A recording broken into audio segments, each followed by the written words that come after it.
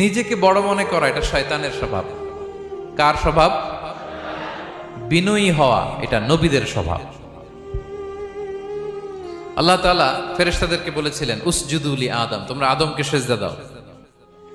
ফাসাজাদাল মালাইকা কুল্লুহুম, সবাই সিজদা দিল ইল্লা ইবলিস, কে ছাড়া?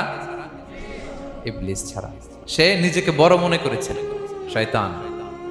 কিভাবে? সে লজিক খাটাইলো আল্লাহর সাথে। সে লজিক দিয়ে আল্লাহর বলে, আল্লাহ ক্বালা আনা খায়রুম মিনহু, আল্লাহ আমি কেন সিজদা দেব? আমি তো আদমের চেয়ে শ্রেষ্ঠ, আমি বড়। আল্লাহ বলতেছে তুমি বড়? কেমনে বড়? শয়তান বলে খলাকতানি মিন নার, আপনি আমারে বানাইছেন কি দিয়ে?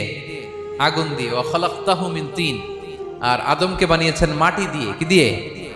মাটি দিয়ে। আগুনের ধর্ম দাউ দাউ করে উপরের দিকে কি করে? ওঠে, আর মাটি ঢিলা রেখে দিলে নিচে পড়ে যায়। তো সে যুক্তি দিয়ে বলতেছে আল্লাহ ঊর্ধ্বগামী কোন জিনিস তো নিম্নগামী কোন জিনিসের কাছে মাথা নোয়াতে পারে? যুক্তি, মনে রাখবেন, যুক্তি সব জায়গায় খাটে।